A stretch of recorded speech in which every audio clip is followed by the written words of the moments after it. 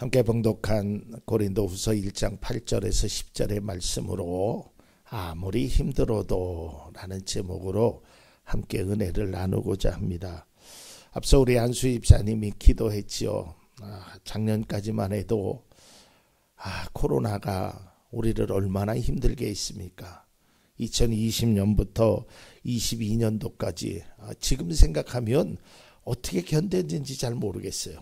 요즘도 이제 가끔 병원에 갈 때 이제 마스크를 쓰잖아요. 와, 이거를 3년 동안 어떻게 쓰고 다녔지? 그 짧은 시간에서도 그렇게 답답함을 느낄 수가 없어요. 그 코로나 때문에 많은 자영업자들이나 여러 후유증 때문에, 그래서 한 국회의원이 조사를 했습니다.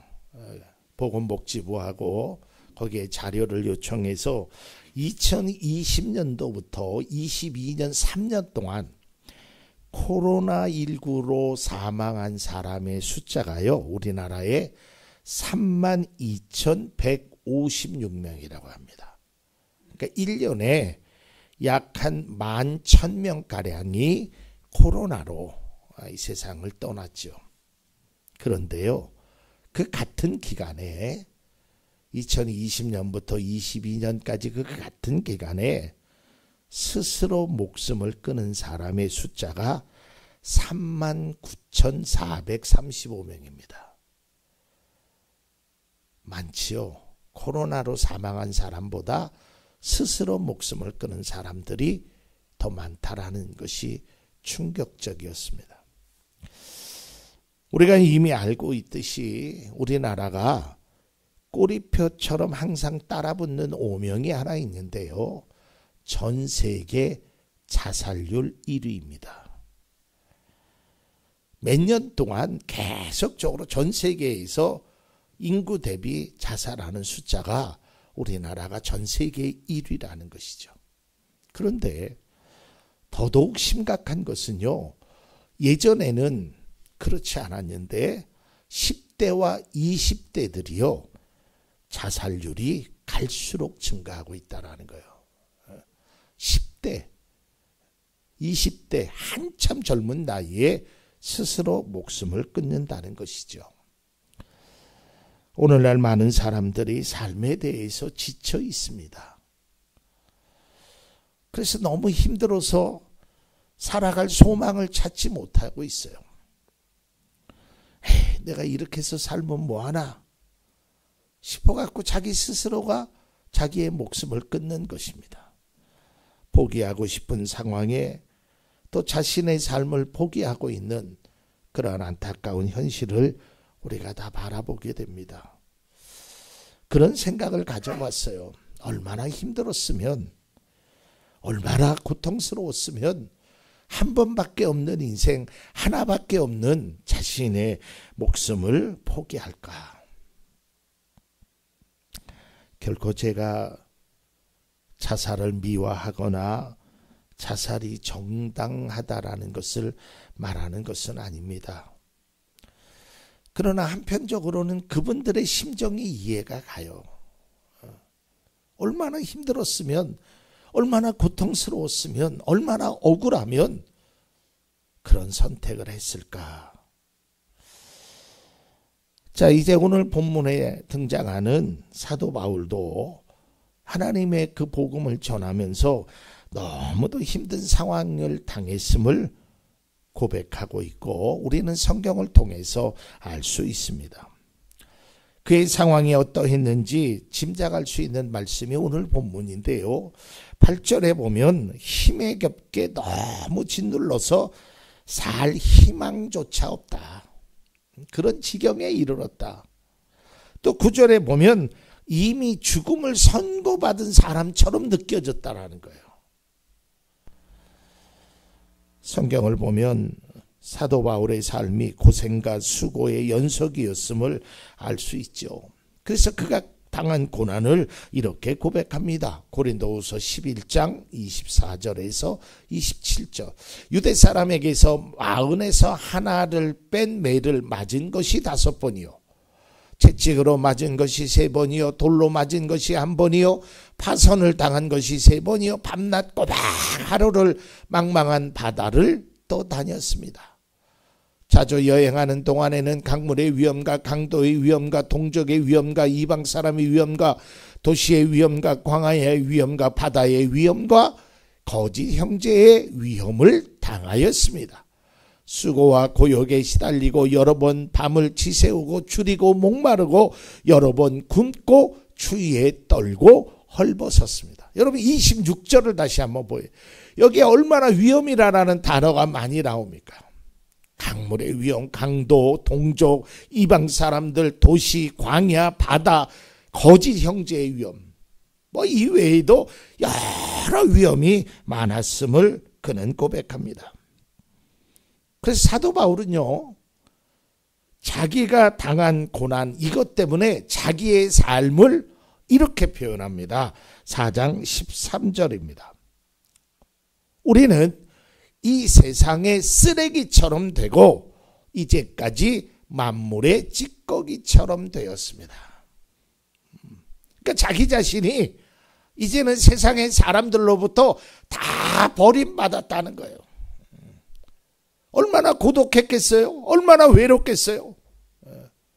내가 힘든데, 내가 아픈데, 내가 고통스러운데 누구에게 말할 사람이 없다라는 것처럼 힘든 일이 어디 있어요? 제가 예전에도 언젠가 한번 말씀드린 적이 있는데요. 제가 어려서 제일 마음에 깊은 상처가 받은 게 뭐냐면, 이제 아이들끼리니까 토닥토닥 싸울 때가 있잖아요. 아이들끼리니까 초등학생 아이들이. 그래서 제가 어느 때는 그 친구를 때리기도 해요. 그럼 그 친구가 가면서 집을 향하여 가면서 엄마 제가 때려요 그래요. 그러면 옛날 엄마는요 꼭 들고 오는 게 연탄 집게를 들고 와. 이놈의 새끼 누가 내 아들을 때려하고 연탄 그 아시죠? 그러면 무서워서 도망갔다니까. 근데 반대로 제가 맞을 때도 있잖아요. 근데 나는 부를 엄마가 없어요. 그러니까 그 형들이 나보다 힘이 센 사람이 나를 때려서 아픈 것보다 엄마 하고 들어갈 수 없는 것이 어린 나이에 더 아팠단 말이에요. 그러니까 세상에 나를 도와줄 사람이 아무도 없는 거예요. 만물의 찌꺼기처럼 느껴져 왔다는 거예요. 바울의 고난은 죽음의 자리까지 왔다 갔다 할 정도로 극심한 것이었어요. 그래서 사도 바울이 자신이 당한 고난을 이렇게 표현한 것은 내가 얼마나 힘들게 살았는지를 생색을 내거나 공치사를 하려고 했던 것이 아닙니다. 그리고 우리가 오늘 성경을 잘못 이해하면 어떻게 했냐면, 야 여러분들 내가 당한 고난을 여러분들도 알기를 원합니다. 이게 공치사를 하려고 하는 것이 아니라 두 가지의 목적이 있어요. 첫째는 나를 위해서 기도해 주십시오 라고 얘기하는 거고, 또 하나는 이런 고난을 통해서 내가 하나님을 알았음을 여러분들도 알기를 원합니다 라고 말하는 거란 말이에요. 다시 말해서 여기에서 핵심은 고난과 역경이 아니라 죽음의 고비에서 이길 수 있었던 그 비결을 우리가 함께 알기를 원한다는 겁니다. 우리도 마찬가지죠. 세상을 살다 보면 참 힘들고 어려운 일들이 많이 있습니다. 나의 힘으로 해결할 수 없고 감당하기 어려운 문제를 만나게 될 때 뭐 걱정과 근심이 끊임없죠. 좌절과 실망으로 때로는 포기하고 싶은 마음이 들기도 합니다. 왜? 사람인지라. 뭐 답을 찾을 수가 없어요. 이렇게 뒤척거리고 잠을 자지 않고 뭐 백방으로 뭔가를 해도 답이 나오질 않은 거예요. 얼마나 괴롭겠어요. 막 어느 때는 억장이 무너질 것 같고 눈에는 눈물이 나오고 가슴은 답답하고 이걸 도저히 해결할 수 있는 기미조차 보이지 않은 거예요. 그냥 깜깜한 밤중 같은 거예요. 새벽이 찾아오지 않을 것 같은 거예요. 빛이 나에게 비춰지지 않을 것 같은 거예요. 방향감도 잃었어요. 내가 어디로 가야 될지, 내일 아침이 되면 무엇을 해야 될지 아무것도 알 수 없는 상황이었단 말이죠. 그런데요, 여기서 우리가 반드시 기억해야 될 것이, 아무리 어려운 상황이 나와도 우리가 해서는 안 될 것이 있는데요, 그것이 바로 포기입니다. 믿음의 사람은요, 두 가지를 포기하면 안 돼. 그 첫 번째는 믿음이라는 걸 포기하면 안 돼요. 하나님을 포기하면 안 돼요. 하나님을 떠나서는 안 된단 말이죠. 그리고 두 번째가, 여러분 스스로가 스스로의 인생을 포기하면 안 돼요. 얼마나 내 인생이 소중한 건데, 얼마나 내 인생이 귀한 것인데, 여러분 포기했더라면 빛을 보지 못하는 거예요. 저는 자세히는 모르지만 제가 어제 들은 얘기로는 어느 가수가요, 그 가수가 지금은 굉장히 인기가 있는 여가수인데요, 아주 어려서부터 노래를 불렸던 그 가수가 오디션을 500번 여기저기 막 오디션을 놓고 다 떨어진 거예요. 근데 지금은요, 내노라 하는 가수로, 그래서 JYP에서 그 가수를 놓친 게 너무너무 아깝다고 하는. 만일에 그 오디션 현장에서 떨어졌을 때 그 어린아이의 실망감이 어떠했겠어요. 나는 안 되나 보다, 나는 가수로서 이제는 나는 끝인가 보나. 만약에 포기했더라면 그 가수는 지금의 빛을 보지 못했어요. 우리 인생도 마찬가지입니다. 포기한다고 해서 달라질 게 없어요. 나의 삶을 포기하고 하나님을 포기한다고 해서 문제가 해결되는 것도 아니고요, 그저 묻혀두는 거예요. 나만 그냥 없으면 되는 건가요? 아니에요. 포기한다고 해서 달라지는 거 아무것도 없어요. 그래서 그 어떤 것도 우리는 포기하면 안 돼요. 마지막 순간이라고 생각하는 그 순간이라도 포기하지 마세요. 포기하는 마음이 드는 순간요, 자꾸 문은 닫아지는 거예요. 길이 보이지를 않아요. 포기하고 싶은 마음은 이해가 돼요. 저도 포기하고 싶었으니까. 그러나 그 마음이 든다고 해서 실제로 그런 행동을 하는 것은 그건 어리석은 거란 말이죠. 모세가 태어날 당시에요, 그 당시에 이러한 일이 있었습니다. 이집트 왕이 이런 명령을 내립니다. 출애굽기 1장 22절입니다. 마침내 바로는 모든 백성에게 명령을 내렸다. 갓 태어난 히브리 남자 아이는 모두 강물에 던지고 여자 아이들만 살려두어라. 왕의 명령이에요. 그런데 그때 모세가 태어났어요. 근데 이 어머니는 아이를 강물에 던질 수가 없었어요. 그래서 이 아이를 계속 숨겨서 길렀는데 한 석 달 정도 길르니까 이 아이를 도저히 숨길 수가 없었어요. 여러분, 부모의 심정이 어땠을까요? 자식을 강물에다 던져야 하는 그 부모의 고통은 다 포기하고 싶죠. 그냥 딱 그 아이를 안고 강물에 풍덩 너도 죽고 나도 죽자 이러고 싶은 게 부모의 심정 아니겠어요? 그런데요, 이 부모가 그 마지막 순간에도 이런 모습을 보입니다. 출애굽기 2장 3절입니다.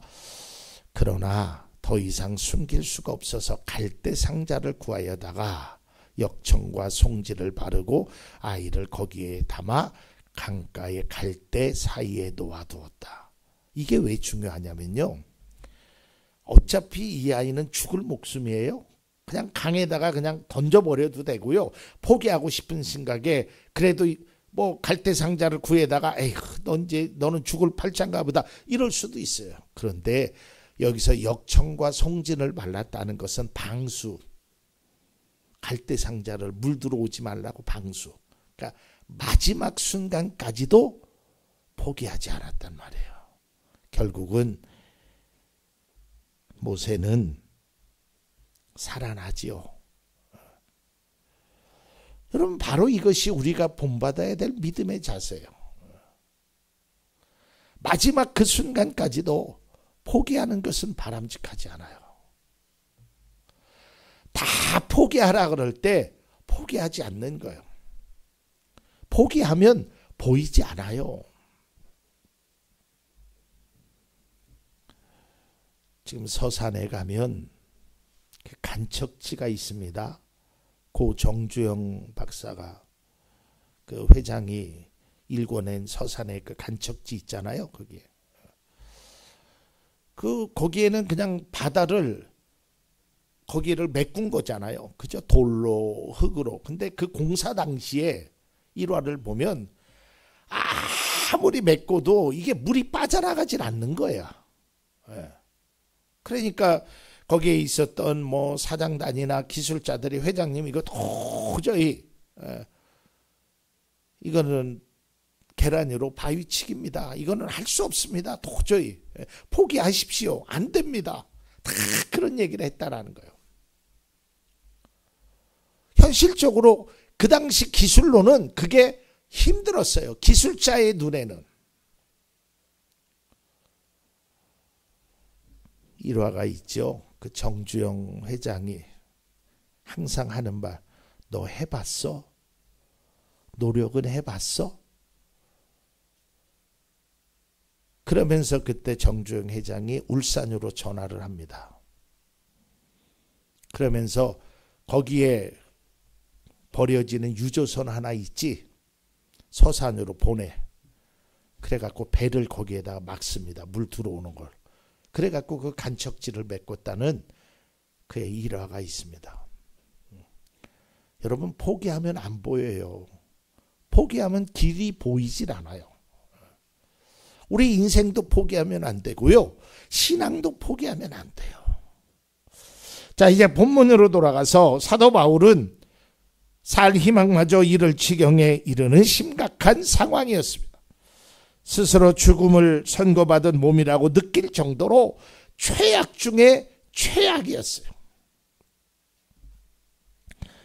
어떻게 견디고 무엇으로 이겨낼 수 있었을까? 오늘 사도 바울이 말하는 것이 이거예요. 내가 힘들게 살았다. 내가 너희들 때문에 얼마나 힘들었는지 아냐? 나를 좀 알아봐 달라. 이걸 얘기한 게 아니에요. 너희들도 나처럼 힘들고 어려운 상황 속에서 내가 이러한 것을 이겨낼 수 있었던 그 비결을 알려주겠다. 그게 오늘 말씀의 핵심이에요. 그럼 그 첫 번째가 뭘까? 첫째는 그는 하나님을 의지함으로 이겼다는 거예요. 좀 더 구체적으로 표현하면 하나님을 의지하는 것을 알았다는 거예요. 사도 바울은 세상이 아닌 하나님을 의지하라는, 다시 말해서 하나님의 뜻을 알았기에 고난과 역경을 만날 때 하나님을 의지하였고 의지함으로 견디고 이겨낼 수 있음을 보여주는 거예요. 여러분 그러니까 포기할 필요가 없어요. 사도행전 16장에 보면 사도 바울이 이제 신라와 함께 복음을 전할 때 이 귀신 들려 점을 치는 여종이 있었어요. 그래서 사도 바울을 계속 쫓아다니면서 귀찮게 했습니다. 그래갖고 사도 바울이 예수의 이름으로 그 귀신을 쫓아냅니다. 근데 문제가 생겼어요. 그 주인이 그 귀신 들린 사람 때문에 점을 쳐가지고 그 수익으로 먹고 살았는데 이제는 귀신이 나가버렸으니까 그 사람이 온전하게 되니까 수입이 생기질 않았어요. 그래갖고 고발을 했어요. 그래서 사도 바울과 신라가 옥에 갇히게 됐어요. 억울하죠. 이때 우리가 잘 아는 대로 사도행전 16장에 바울과 신라가 한밤중에 기도하면서 하나님께 찬양을 드립니다. 어찌 보면 우리가 쉽게 보면 뭐 믿음의 사람으로 당연히 어려우니까 기도하고 찬양했겠지. 하지만 사실은 그 당시에 사도 바울은 로마의 시민권자예요. 그러면 그거를 밝히는 순간 옥에 가둘 수가 없어요. 이게 법입니다. 그러니까 지금 우리가 이렇게 생각하면 돼요. 만약에 한국 사람이 뭐 잘못을 해가지고 뭐 잘못을 했다고 그러면 안 되고 억울한 누명을 쓰고 갑자기 형사가 와가지고 나를 잡아가, 경찰이. 그래서 억울한 사람도 있잖아요. 그런데 외국 사람은, 특별히 미국 사람에 대해서는 우리 한국 경찰이 그렇게 못한단 말이에요. 잡아갈래도 나는 미국 시민권자요 하면 절대로 손을 못 대는 거예요. 당시에도 마찬가지예요. 로마의 시민권을 가졌다 그러면 함부로 큰 죄를 저지르지 않는 이상 그를 감옥에 넣을 수 없어요. 그러나 사도 바울은 그걸 말하지 않았어요. 그 고난 중에 하나님 앞에 기도하였고 옥문이 열렸단 말이에요. 다시 말해서 사도 바울은 내가 가지고 있는 세상의 권력보다 하나님을 의지하는 것이 먼저임을 보여주었단 말이에요. 이게 바로 그리스도인들이 가져야 할 태도입니다. 여러분 시편 56편에 보면 그 성경을 앞에 이렇게 써 있습니다. 다윗이 가드에서 블레셋 사람에게 잡혔을 때 쓴 시라고. 잡혀 있어요. 그때 이렇게 기도합니다. 56장 1절과 2절입니다. 하나님, 나를 불쌍히 여겨주십시오.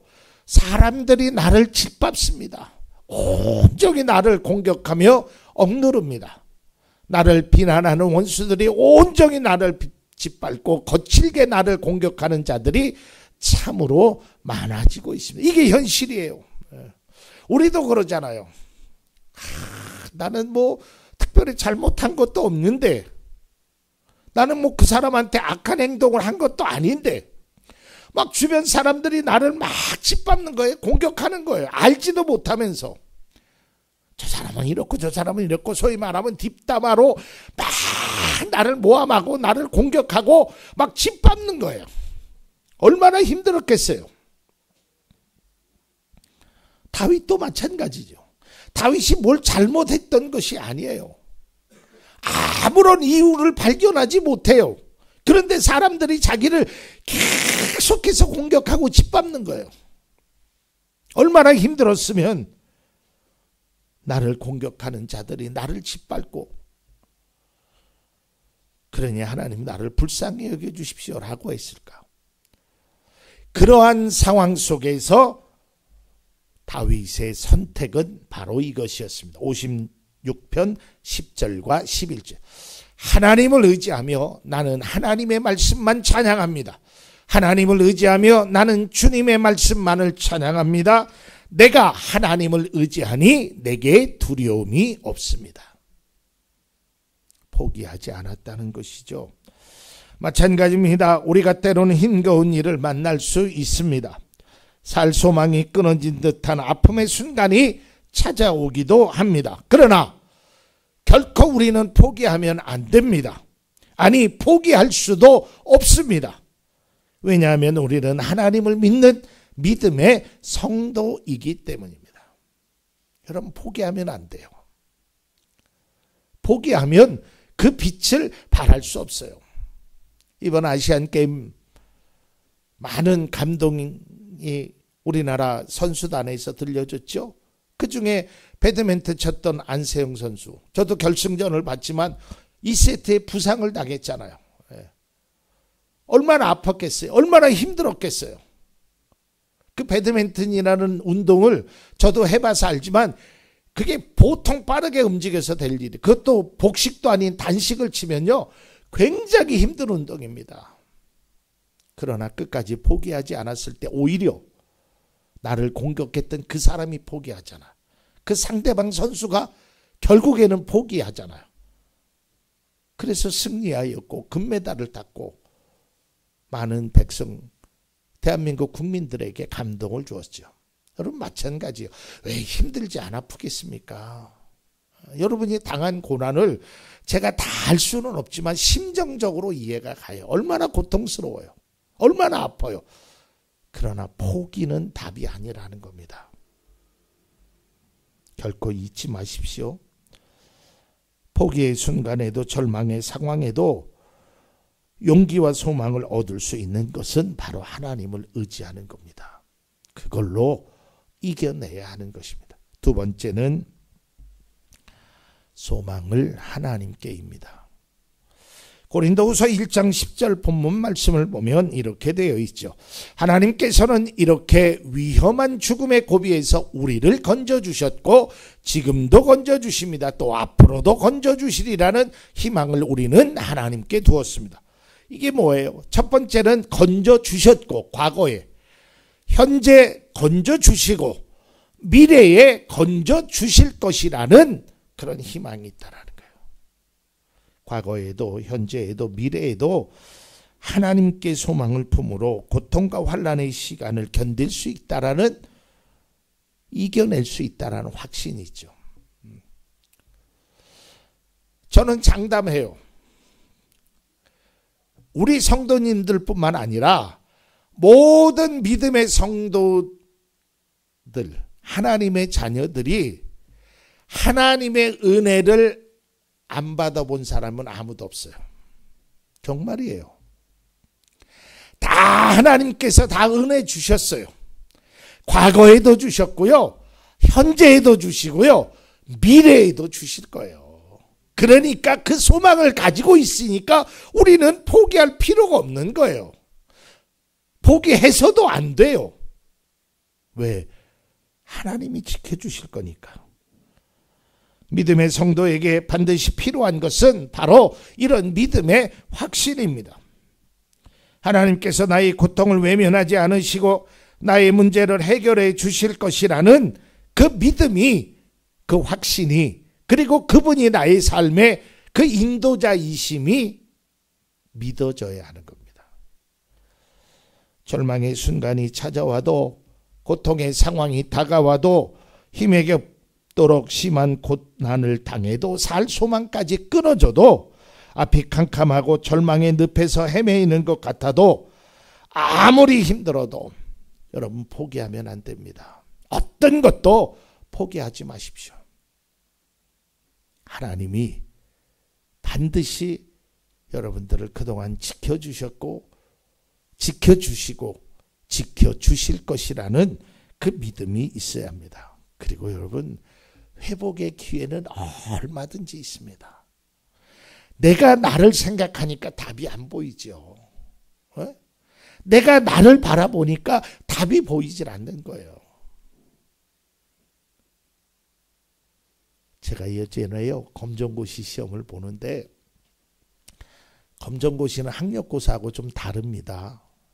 거기도 감독관이 계시는데, 근데 제가 어떤 문제를 푸는데 이게 안 풀리는 거예요. 아무리 풀려도 이 수학 문제가 안 풀리는 거야. 그러니까 막 제가 이러고 동동거리니까 이 선생님이 이렇게 지켜보고 계시더라, 감독관 선생님이. 그러더니 손가락으로 탁 뭘 찝어줘요.